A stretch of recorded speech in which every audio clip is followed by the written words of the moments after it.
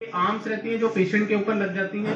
ये कंसोल रहता है, स्क्रीन रहती है जिसके ऊपर दिखता है असिस्टेंट को, और यहाँ पर बैठकर सर्जन सर्जरी करता है। तो इसमें एडवांटेजेस देखिए क्या क्या है। क्योंकि इसमें रिस्ट लाइक मूवमेंट है तो ये ओपन सर्जरी को रेप्लिकेट करता है। इसमें 3D विजन मिलता है हमें, जो कि हमें ओपन सर्जरी में मिलता है पर लेप्रोस्कोपी में वो नहीं मिल पाता है। और हमारे पास ट्रेनिंग की भी फैसिलिटी इसमें रहती है। तो ये हमारा ओटी का सेटअप रहता है।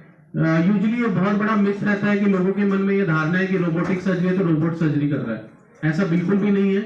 पूरा सर्जरी सर्जन के कंट्रोल में है। अगर आप देखें यहाँ पर सर्जन बैठा है, उसी कमरे के अंदर ही रोबोट पेशेंट के ऊपर लगा हुआ है। ये कंट्रोल यहाँ से पूरा हो रहा है। तो पूरा रोबोटिक सर्जरी सर्जन के कंट्रोल में रहता है और कैंसर सर्जरीज में इसका बहुत अच्छा रोल है। Thank you. और I would be happy to take any questions at the time of surgery. और जब गर्म करके दी जाती है उसका टेम्परेचर 42 टू 43 डिग्री टेम्परेचर होता है, तभी इसका नाम है हाइपरथर्मिया। हाइपरथर्मिया मतलब गर्म करके। कीमोथेरेपी इंट्रापेरिटोनियल मतलब पेट के अंदर, और कीमोथेरेपी देना मतलब कीमो की ड्रग्स एडमिनिस्टर करना। तो ये सर्जरी के ड्यूरिंग होती है। पहले हम सर्जरी करके पूरा ट्यूमर जो मैंने सीटी स्कैन में पीछे दिखाया था वो पूरा निकाल देते हैं। उसके बाद फिर हम कीमोथेरेपी को पेट के अंदर देते हैं। ये काफी कॉम्प्लेक्स सर्जरी है क्योंकि आप देख रहे हैं पूरे पेट के अंदर बीमारी थी। कि कुछ जेड़ा इलाज है किस तरह किया गया? तो ये पेशेंट जो है हमारे पास एक पेट में गांठ, जो पेट के अंदर स्वेलिंग लेके आए थे। इनका 3 महीने पहले, हमारे यहाँ आने से पहले 3 महीने पहले एक सर्जरी हुआ था।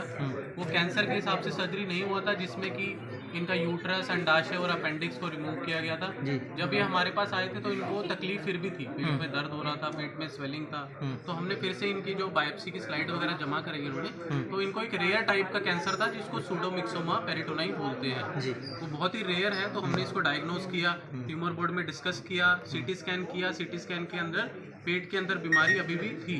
तो हमने फिर इनका साइटोडक्टिव सर्जरी और हाईपैक ट्रीटमेंट कंप्लीट किया। हाईपैक का मतलब रहता है हाइपरथर्मिक इंट्रापेरिटोनियल कीमोथेरेपी। जी यूजुअली आप लोगों ने सुना होगा कीमोथेरेपी आईवी या नसों के द्वारा दी जाती है। जिसमें कीमोथेरेपी सर्जरी कंप्लीट करने के बाद, पेट के अंदर से पूरी बीमारी निकालने के बाद हम कीमोथेरेपी पेट के अंदर ही देते हैं during the time of surgery. तो इनको हमने एक सर्जरी की, बहुत एक्सटेंसिव सर्जरी थी। 8 से 10 घंटे इनकी सर्जरी चली, 2 घंटे इनका हाईपैक चला। उसके बाद ये 2-3 दिन आईसीयू में रहे। 14वें दिन ये पूरा फुली फिट होकर डिस्चार्ज हो गए हैं। अभी इन्होंने 7 महीने अपनी सर्जरी के बाद कंप्लीट कर लिए हैं और ये फुली रिकवर्ड हैं। और मैं यही संदेश देना चाहता हूँ कि अगर इस तरह के कोई रेयर कैंसर होते हैं या फिर कोई एडवांस्ड पेट के कैंसर हैं जो कि पेरिटोनियम को इन्वॉल्व कर चुके हैं, तो इसमें हमारे पास एक लेटेस्ट एडवांसमेंट और ट्रीटमेंट अवेलेबल है जिसको कि साइटोडक्टिव सर्जरी और हाईपैक बोलते हैं। अगर कोई ऐसा एलिजिबल पेशेंट है तो प्लीज़ अपने नज़दीकी कैंसर एक्सपर्ट से एकदम संपर्क करें, हाईपैक ऑप्शंस के बारे में जानें। फोर्टिस हॉस्पिटल में ये अवेलेबल है और फोर्टिस हॉस्पिटल एक इस रीजन का पहला हॉस्पिटल है जिसने ये सर्विसेज स्टार्ट की हैं सक्सेसफुल। सर कितना के जो कॉस्टली आती है सर कैंसर की जो? देखो, इस कॉस्ट ऑफ ट्रीटमेंट के 2 कंपोनेंट्स हैं। एक तो है कि किस तरह की सर्जरी होगी। सर्जरी मतलब साइटोडक्टिव सर्जरी किस तरह की है, कितनी देर चलेगी, कौन कौन से ऑर्गन निकलेंगे, वो वेरिएबल है हर कैंसर का। कि जैसे सूडोमिक्सोमा रहेगा तो उसमें लंबी सर्जरी चलेगी, 8 से 10 घंटे चलेगी। उसमें हो सकता है खर्चा थोड़ा ज़्यादा रहे एज कम्पेयर टू ओवरी के कैंसर या कोलोरेक्टल कैंसर, जिसमें कि सर्जरी का एक्सटेंट थोड़ा कम रहेगा। हाईपैक की कॉस्ट एक फिक्स्ड है, जिसमें कि 1 से 1.5 लाख रुपए का खर्चा आता है। Having said that, all insurances जो भी एम्पैनल पेशेंट्स हैं सबका ये कैशलेस फैसिलिटी में अवेलेबल होता है। सर कितना सक्सेस रेट कितना है इस ऑपरेशन में? जो देखो, अगर सूडोमिक्सोमा पेरिटोनाई जो ये वाला केस था हमारा अपेंडिक्स वाला, इसमें तो ये गोल्ड स्टैंडर्ड है। मतलब अगर ये वाली सर्जरी होगी तो उसके बाद में कुछ भी नहीं करना। जैसा आपने देखा, पेशेंट को सर्जरी के बाद कुछ रिक्वायर्ड नहीं है, ना कोई गोली खा रही है, ना कोई दवाई खा रही है, ना कोई कैंसर डायरेक्टेड इसको कीमोथेरेपी चल रही है। सिर्फ इसको ये ट्रीटमेंट हुआ है सर्जरी का, ठीक है। तो इसमें हम सर्वाइवल की बात करते हैं 10 साल 15 साल की। यूजली सारे कैंसर में सिर्फ 5 साल की बात करते हैं कि 5 साल में कितना % चांस है कि ये पेशेंट 5 साल कंप्लीट करेगा। बट ये वाले कैंसर में हम 10 साल और 15 साल की बात करते हैं। Pseudomyxoma peritonei, mesothelioma, colorectal cancer, ovarian cancer, stomach cancer, इन कैंसर्स में CRS हाईपैक का काफ़ी बड़ा एडवांटेज है। ठीक है सर, ठीक है ji, thank you sir, thank you. Percentage बहुत कम रहता है, लेस देन 5% ही है उसमें। ब्लड रिलेशन से आते हैं, बट वो परसेंटेज जो है, अगर आप बोलोगे 100 केसेस कैंसर के हैं तो उसमें से 5 ही कैंसर ऐसे निकलेंगे जिसके अंदर की कुछ ब्लड रिलेशन का आपको मिलेगा। मेनली तो लाइफस्टाइल चेंजेस ही हैं और हैबिट्स हैं। तो लाइफस्टाइल में जैसे आप ट्रेंड जो देख रहे हैं ज़्यादा less of physical activity, more of junk food है। पेशेंट्स का BMI बहुत हाई है, मतलब मोटापेपन से बहुत सारे कैंसर होते हैं, जैसे महिलाओं में ब्रेस्ट कैंसर है, यूट्रस का कैंसर है, बच्चेदानी का कैंसर है, ये सब कैंसर, कोलोरेक्टल कैंसर मेल्स में भी, अगर बड़ी आंत का कैंसर आप देखें वो भी लाइफस्टाइल रिलेटेड है। तो बहुत सारे ऐसे कैंसर हैं जो हमारी लाइफस्टाइल, पेस्टिसाइड ये सब यूजेज हो रहा है, उसका अभी तक कोई लेवल 1 एविडेंस बुक के अंदर नहीं आया, बट मुझे लगता है कि जो यंग पेशेंट्स में कैंसर हो रहा है उसका एक इम्पोर्टेंट कॉज हो सकता है। एक कदम तो बीमार सी सर कितना टाइम बाद ऑपरेशन हुआ? देखो, जब ये हमारे पास आई थी तो इनका 3 महीने पहले एक सर्जरी हुआ था बाहर, जिसके अंदर की यूट्रस, ओवरी और अपेंडिक्स को निकाला गया था।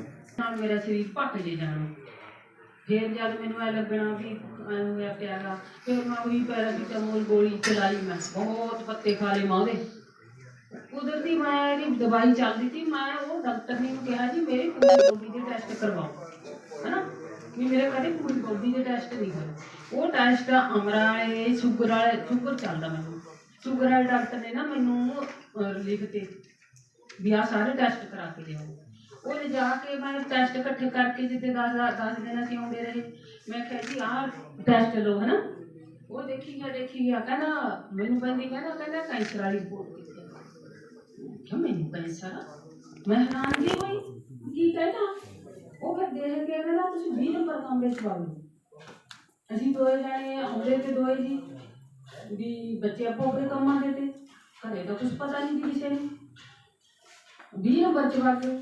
ਉਹਦੀ ਸਰਦਾਰ ਜਾਂ ਪਤਲਾ ਜਾਂ ਡਾਕਟਰ ਆ, ਉਹਨੇ ਦੇਖਿਆ ਰਿਪੋਰਟਾਂ ਦੇਖ ਕੇ, ਉਹਨਾਂ ਨੇ ਇਹਦੇ ਤੇ ਲਾ ਕੇ ਪੱਟੇ ਦਿੱਤੇ।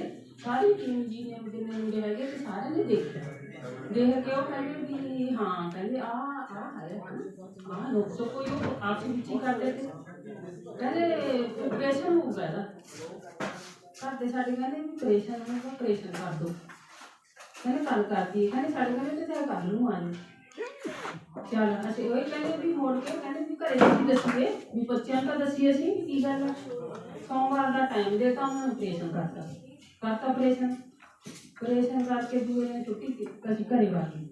ਜੋ 20-22 ਮਹੀਨੇ ਮਗਰੋਂ ਉਹਦਾ ਵਿੱਚ ਹੀ ਉਹ ਨਹੀਂ ਕੱਢਿਆ, ਫਿਰ ਇਹਨਾਂ ਕੋਲੇ ਗਏ। कितने गए? छोटी पहली सर्जरी जो इनकी हुई थी एक्चुअली कैंसर के हिसाब से नहीं हुई थी, जिसमें कि सिर्फ यूट्रस, ओवरी और अपेंडिक्स निकाला गया था। पर ये एक्चुअली रेयर डायग्नोसिस है, रेयर कैंसर है, बहुत लोगों को इसकी नॉलेज नहीं रहती है, बहुत ही रेयर टाइप का कैंसर है। तो हमने इसको डायग्नोस किया बिकॉज हमारी टीम इस सच में ट्रेन थी कि इसको कैसे डायग्नोस किया जाए। तो हम इसको पकड़ पाए और हमने इसका